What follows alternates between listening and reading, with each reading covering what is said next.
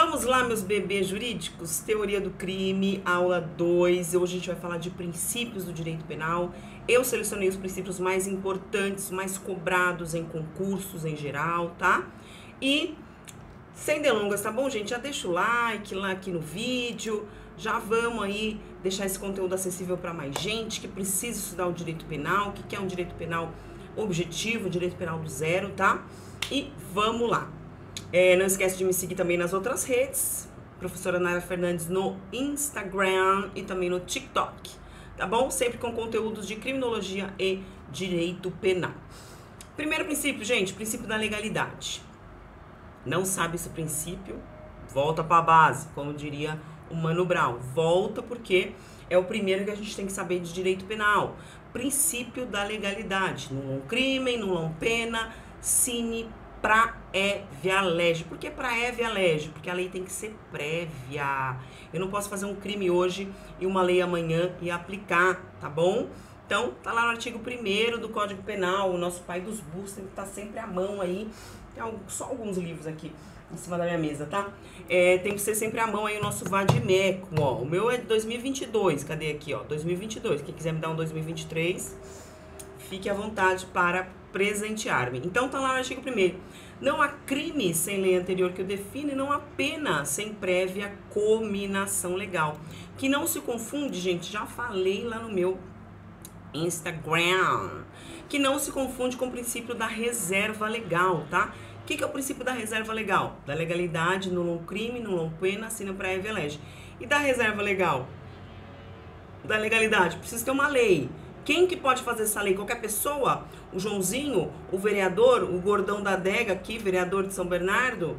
Não! O princípio da reserva legal. Só lá na União que se pode legislar sobre direito penal e tá lá no artigo 22 da nossa Constituição Federal, tá? Precisa ser um deputado federal para poder legislar sobre direito penal. Não pode ser o vereadorzinho aqui, não. O Paulão Magrão, o gordinho da adega, o sei quem do churrasquinho que você votou aqui para vereador, não, tá? Não desmerecendo os vereadores, mas é uma matéria reservada à União, tá bom? Princípio da intervenção mínima ou última ratio. O que é esse princípio? Esse princípio fala o seguinte, gente: se outros direitos resolverem a treta, o direito penal não vai entrar. Porque quando o direito penal entra, ele já vem de voadora no peito do negócio. Então, o que acontece? Se é um ilícito que pode ser tutelado, por exemplo, pelo direito civil, acabou, tá? O direito penal não vai entrar. Quer dizer o quê? Que o direito penal deve ser a última ratio do sistema normativo, tá? Só quando os demais ramos do direito não derem conta de segurar a treta, eles falam, ó, direito penal, essa treta aqui é cabeluda, é feia e nós precisamos de que você, direito penal, intervenha como última ratio. Certo? Intervenção mínima. O direito penal não intervém em tudo, não, tá? E o princípio... Opa, pulei o aqui. Princípio da fragmentaridade. Olha só, falei hoje lá no meu Instagram da fragmentaridade. Nem todos os bens jurídicos são tutelados pelo direito penal. Nem todos os bens jurídicos, tá? O direito penal só castiga aquelas ações mais graves. Porque a gente já viu o quê, gente? Lá na definição de direito penal, qual é a definição de direito penal? Ele mantém dentro de nós, olha só, olha que bonito, gente, poético. Já deixa um like, hein? Se não deixou ainda, deixa agora. Ele mantém dentro de nós, ó, as expectativas normativas dentro do nosso... In the bottom of my broken heart. No fundo do nosso coração. Está o que, gente? O que está? As expectativas normativas. O que são as expectativas normativas, gente? É aquela expectativa que a gente tem, que a gente sai na rua e de que a gente não vai tomar uma paulada na cabeça. Por quê? Porque tá lá no direito penal, no artigo 121, que se matar alguém eu vou preso, né? E a pena pode chegar aí à pena máxima, tá? Então, essas são as expectativas normativas. A gente tem expectativa do quê? De que as pessoas estão convivendo harmonicamente no Estado democrático de direito, tá? Então, eu tenho a expectativa de que nenhum doidinho vai me matar do nada, a não ser, é claro, que eu me envolva aí numa briga, aí eu me ponho em um risco, mas se eu for uma pessoa do bem, tomar banho todo dia, for bonitinho, ninguém vai me atacar. Isso são expectativas normativas, né? As expectativas que as normas são conhecidas e serão cumpridas por todos. Eventualmente, um ou outro pode pular fora da casinha? Pode, mas não é todo mundo não, entendeu? A maioria tá ali bonitinho, tá certo? E se a gente falar do princípio da irretroatividade ou o princípio da retroatividade da lei penal mais benigna? São dois princípios que é exatamente a mesma coisa, tá, gente? É só um afirma e outro nega, mas em suma é a mesma coisa. A lei penal não retroagirá, salvo para beneficiar o réu, tá? Se você chegar lá na cadeia para visitar o seu cliente, ele fala salvo, você vai para beneficiar o réu. Tem que ser algo automático na sua cabeça. Sabe quando você, aquele negócio de Pai Nosso, que todo mundo conhece, Pai Nosso, né? A lei penal não retroagirá, salvo para beneficiar o réu. Eu faço a minha sala toda lá na faculdade falar junto comigo.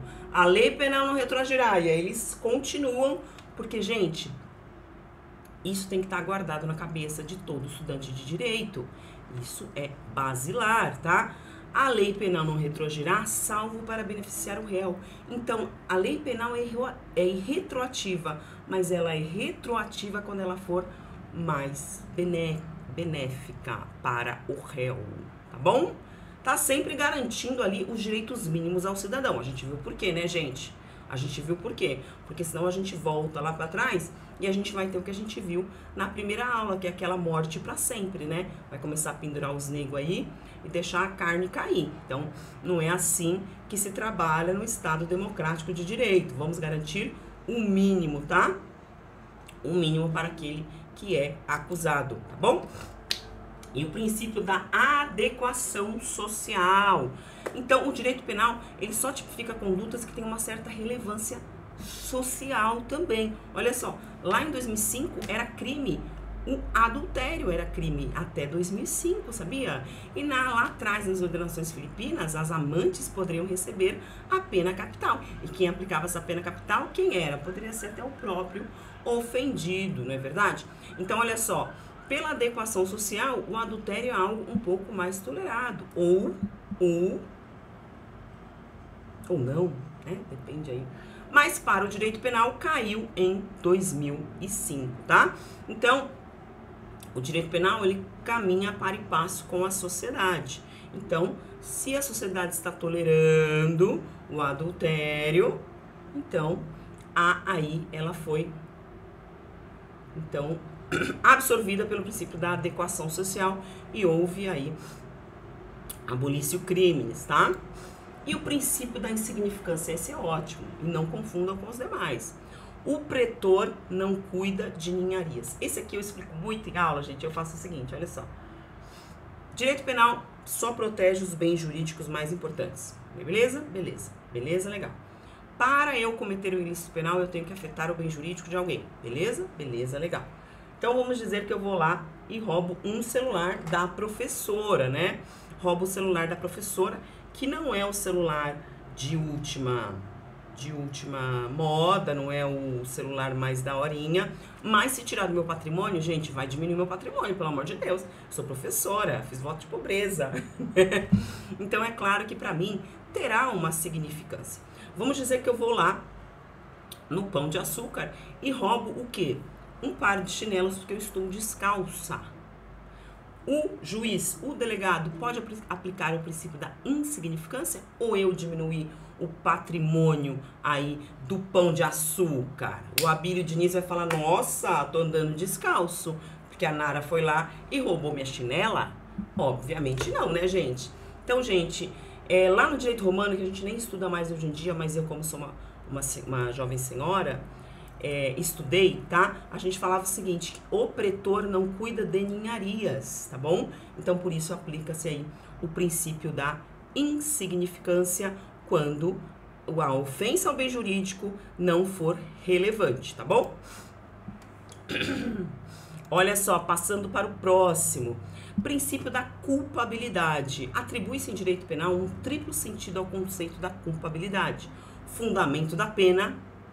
A culpabilidade é o juízo de reprovação. Peraí, nossa, Ele fez aquilo, realmente, tá? Um elemento de determinação ou medição da pena. Então, quando o juiz vai analisar, já falei para vocês lerem na aula passada, eu comentei do 59, pai dos burros na mão, artigo 59 do Código Penal, de extrema importância. Então, a culpabilidade também é um elemento de determinação ou medição da pena, que o juiz vai levar em consideração lá na primeira fase da dosimetria, tá? E um conceito que é contrário à responsabilidade objetiva. Não existe responsabilidade objetiva quando a gente fala de direito penal. Se a gente falou de direito penal, a gente está falando ou de dolo ou de culpa. Se não cometeu a conduta nem de forma dolosa, nem de forma culposa, esquece, tá bom? Esquece. Então, o princípio da culpabilidade é um fundamento da pena, é um elemento de medição da pena e é um conceito contrário à responsabilidade objetiva, tá? Como o meu amigo Leonardo Aguiar, juiz federal, diz o seguinte: ninguém responderá por um resultado se não houver causado o resultado com dolo, com culpa. Ah, pronto, tá difícil de entender. Deixa eu explicar pra vocês com um caso prático que eu uso sempre nas minhas aulas, tá? Defendi um senhorzinho uma vez que ele era motorista de carga perigosa, ele levava inflamáveis. Ele era um senhor de idade, tá? Já tinha tava beirando seus 60 anos, daqui a pouco eu não vou poder falar, né, gente? Senhor de idade que eu vou estar... Mas, enfim. E aí, o que acontecia? Ele... Ó, moto randandã, gente, proíba moto randandã, direito penal, proíba moto randandã. Passou lá, né? Enfim. Ele era um senhor, ele tinha carteira bonitinha para dirigir os perigosos lá, os inflamáveis. Ele dirigia para uma empresa há muito tempo, tá? E ele carregava de madrugada e ia de madrugada, que é o horário ideal, né, para não pegar trânsito com essas cargas inflamáveis. Um certo dia, e o caminhão dele estava em plenas condições de funcionamento e de manutenção. E um certo dia, ele carregou um inflamável e foi descendo uma avenida. No meio da descida, o caminhão perdeu o freio e atropelou uma criança que veio a óbito e uma mãe que estava carregando um bebê de 3 meses, uma gestante, tá? A gestante ficou em coma. Graças a Deus se salvou, assim como o bebê também, que estava na barriguinha dela, nasceu em perfeitas condições, mas a criança não tinha menos de 9 anos, não teve a mesma sorte, tá? E aí, nós fomos levados, foi feito processo civil, né? Foi feito processo criminal, tudo. E aí, o que acontece? No criminal, o juiz não enxergou. Muito dolo, não é que você fala em dolo, você acha que ele saiu de casa e falou, nossa, hoje eu vou atropelar uma família, jamais.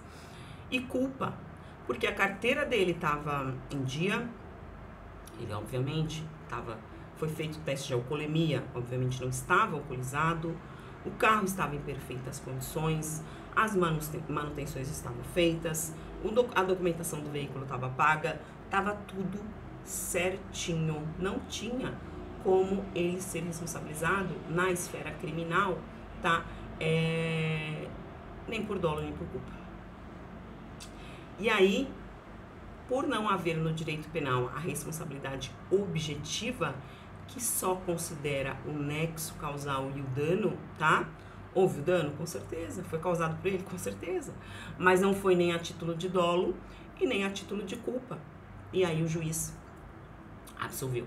A família ficou extremamente revoltada, né, com aquela situação, porque foram os parentes lá e tinham várias pessoas ali comovidas com aquilo, mas o juiz, ele é escravo da lei e absolveu o meu cliente, um senhorzinho aí, muito simpático, que não teve culpa, né? Então, se a gente pensar ali só com sem o nosso senso de direito, mas só com o nosso senso comum, né? Não teve culpa, ele não teve culpa, como que ele pode ser responsabilizado? Então, aí que se enquadra o princípio da culpabilidade, beleza? Olha, o princípio da proporcionalidade diz o seguinte, que esse princípio diz respeito às penas, tá? Que as penas devem ser proporcionais aos delitos, exigindo-se moderação. E o Fernando Capês fala o seguinte, para as infrações, por exemplo, de menor potencial ofensivo. Então, a gente tem que ver a ofensividade da conduta para ver a proporcionalidade da pena, tá bom? E Vamos lá, então, finalizando aqui a nossa aula, vimos vários princípios aqui importantes. Eu destaco legalidade, reserva penal, fragmentaridade, tá? E o princípio aí da intervenção mínima como os mais importantes, tá certo? Trouxe também um caso prático que a gente viu ali pra gente aplicar o princípio da culpabilidade. Eu espero que você tenha gostado dessa aula de teoria do crime. Na semana que vem nós voltamos com a aula 3, fazendo a diferenciação entre crimes dolosos e conceito de dolo e culpa, crimes dolosos, crimes culposos, crimes comissivos por omissão, crimes omissivos puros e muito mais conteúdo. Deixe o seu like, não esqueça de sempre ler a lei seca, que ela é muito importante. Me orientou nessa aula aqui, ó, doutrina sempre muito boa comigo, que é do professor André Stefan. Não esqueça de se inscrever no canal. Muito obrigada e até a próxima semana com mais um conteúdo muito legal de teoria do crime.